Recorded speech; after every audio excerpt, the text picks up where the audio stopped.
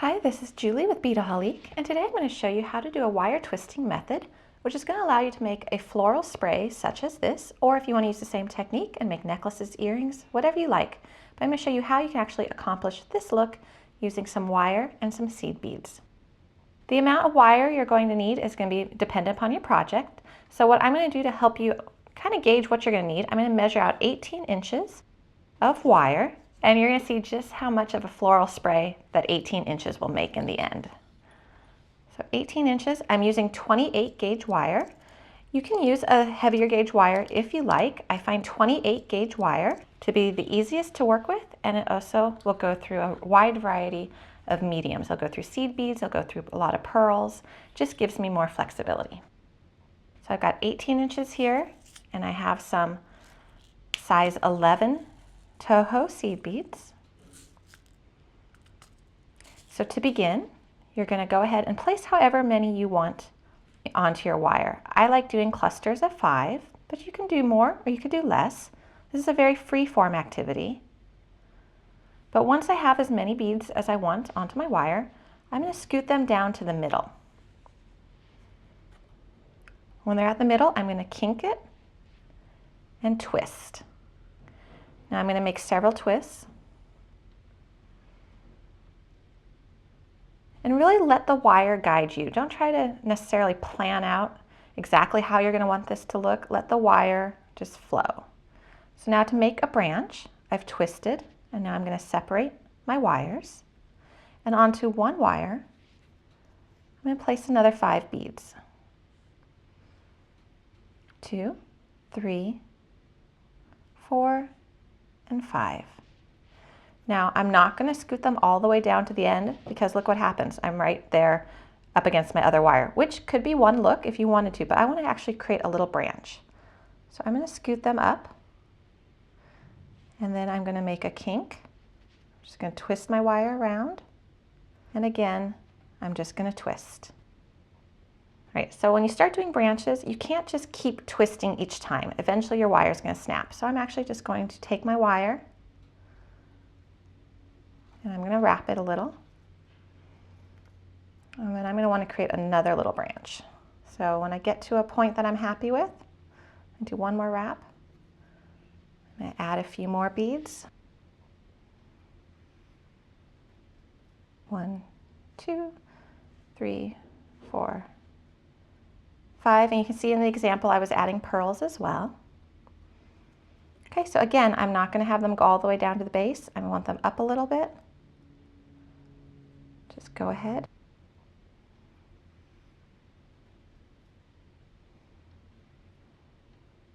Twist.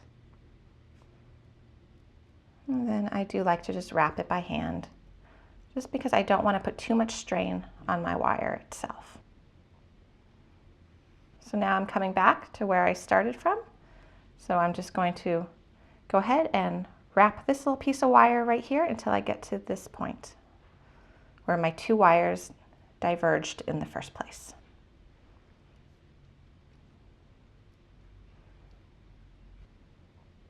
There we go. Now I'm going to go ahead and twist again. And this is where the wire is just leading me because I could have made another branch going the other way. And actually, I think it would look nice to add a few little beads to cover my twists. And this is why, again, I like the 28 gauge wire because it does allow me the flexibility to do a little add-on like this, because 28 gauge is going to be thin enough that's going to be able to go, you're going to be able to get 2 wire tails through a size 11 seed bead. I'm going to scoot those up, and they're actually going to be able to go over the twists as well.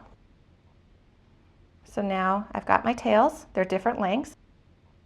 I'm going to try to pay attention to that so I don't end up at the bottom where one tail is super short and one is super long. So I'm going to make another branch the same way I did the first.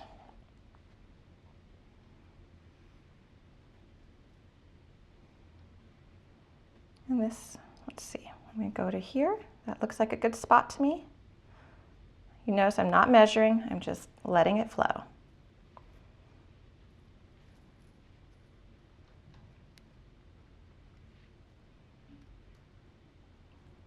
do another one. Got those beads captured right there.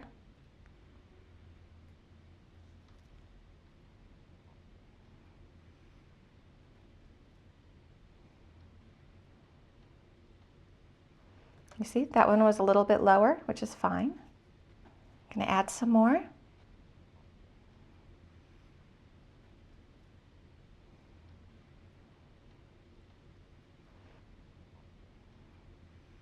And now I'm just going to twist my wire over to get back to where my wires diverged.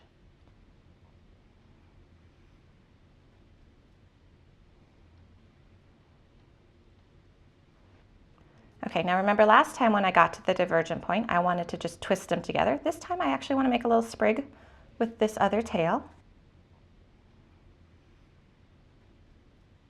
And you could be adding all sorts of different beads at this point. You could be adding Swarovski crystals, you could be adding pearls. You can really let your imagination go.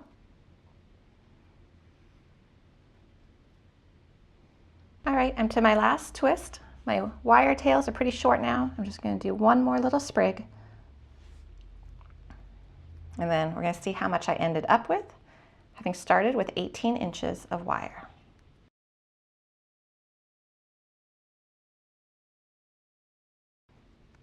Okay, that will do it. Bring the ruler back, and you'll see we got about 1.5 inches of this density of twistings with 18 inches. So that's going to give you a good idea of how much you're going to need for your project. So if you're doing a project like this, I actually made 5 separate sprigs. So they all started like this, except for they had a longer tail that I just twisted in here together. I bound them all together, but there's actually 5 separate sprigs. So I didn't have to make so many far-reaching branches, and then I just twisted them together and wire wrapped their ends. You also see I've added some pearls, so you can do a lot of different things with this technique. So I hope this gave you a good starting point. Just remember, let the wire lead the way. Don't try to necessarily plan out exactly how you want to look to start with. You'll have a lot more fun if you just let it free form and enjoy the process.